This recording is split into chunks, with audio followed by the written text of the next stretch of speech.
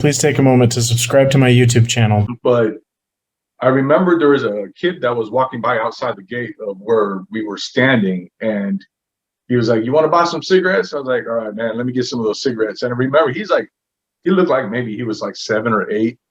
And so I bought a pack of those Sumers off of him.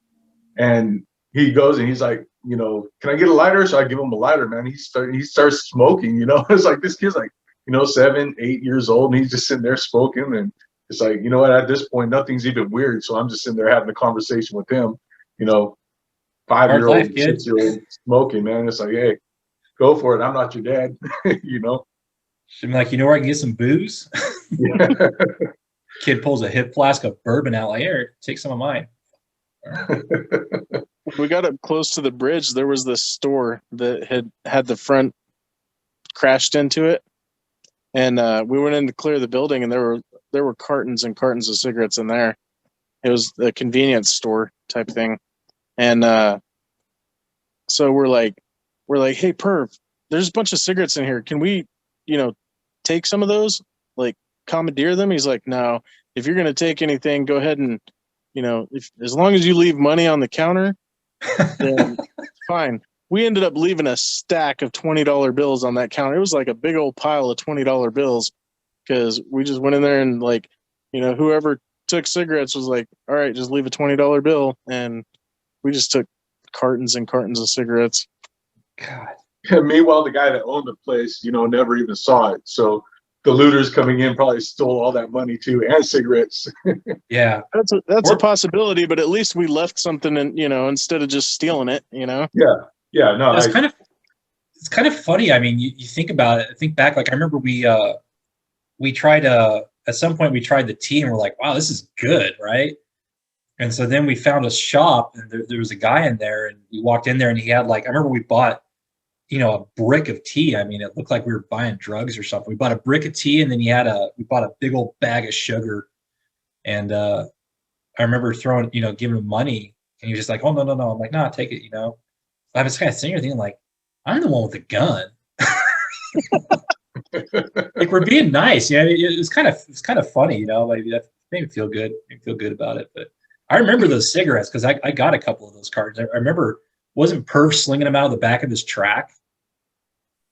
Yeah, that was the ones that we took handing them from out that to everybody. Those were the ones that we took from that store, and we left a big old pile of $20 bills. Oh man! Hopefully, we made somebody rich over there, right? Yeah, it wasn't us. Yeah, it's kind of funny. I mean, we really paid our way. I remember we stopped at that. Remember when we refueled at that gas station once, and the briefcase full of cash came out? Yeah, we're just pumping it out. Yeah, that's all stuff you never hear. You just hear people, "Oh, you stole all the oil, you stole all the gold, you guys went and murdered everybody," and blah blah blah. They don't ever hear about the amount of, I guess, compassion that we actually had. It's like we weren't just out there robbing stuff. And but yeah, it's just people don't ever hear about that. It's just, I don't know how it got spun or never got portrayed or what. It's just like, you don't ever hear that side. It's like we're out there, paying money, and we could just as easily just kick a door down and steal shit, but we didn't do that. We were trying to take care of them too. Yeah. So yeah, that was why they let us take showers when we were at wathiq Square, because we didn't go in and just kick their doors down. We took over a hotel, and like they let us, go out to use the showers and stuff. But I remember it was just like, I mean, you get that many people in there, nasty cleaning up. I mean, yeah, you're gonna jack the place up, right? I mean, nobody did it intentionally.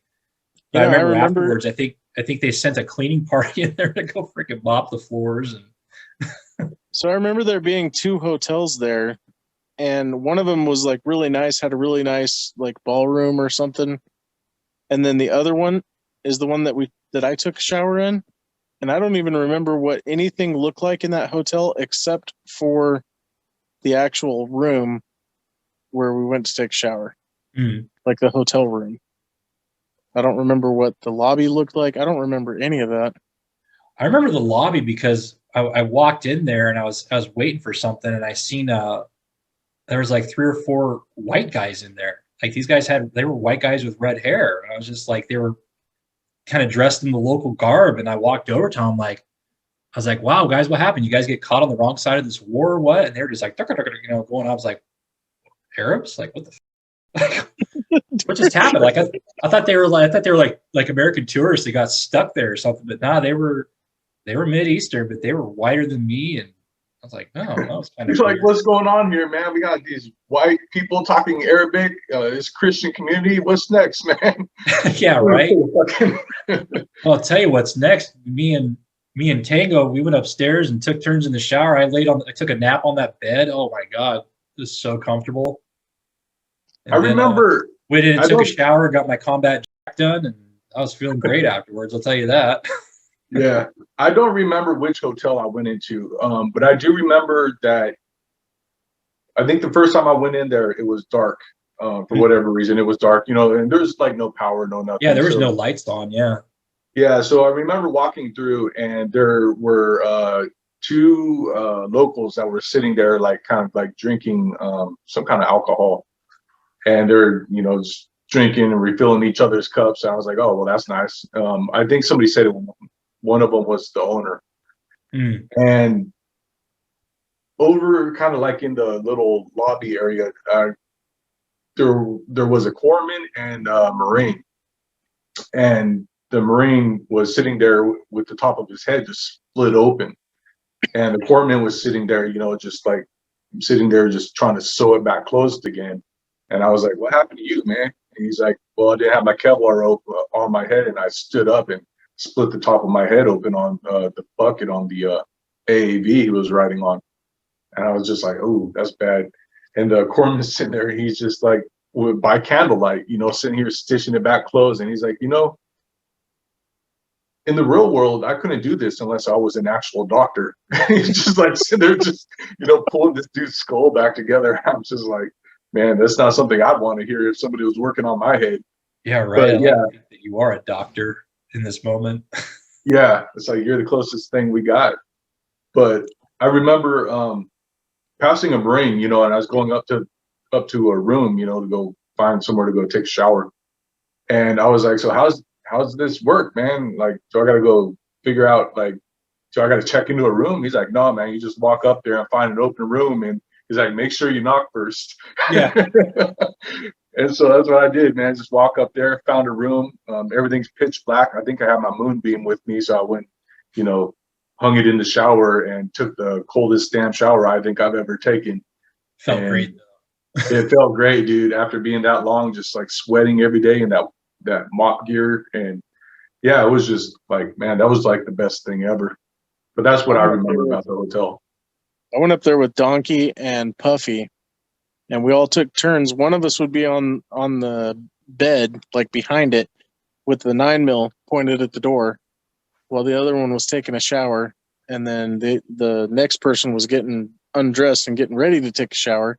And then those two would switch out, and the one that just took a shower would get dressed and then take the 9mm.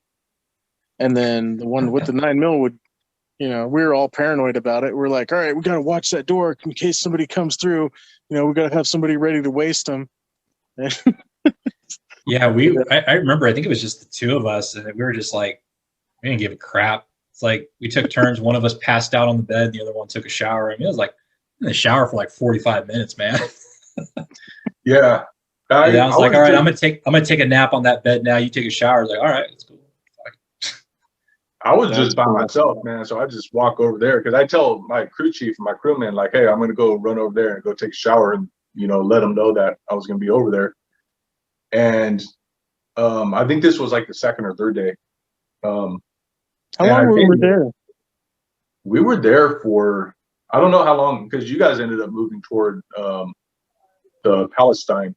Yeah, I ended up going to the Palestine. I thought I was only there for like one day.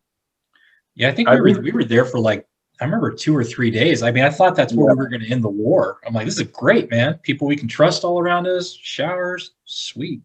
Yeah, we were at that square for a couple of days. I think some of you had already moved over to Palestine, but we were there for a few days because we were running patrols out of that area.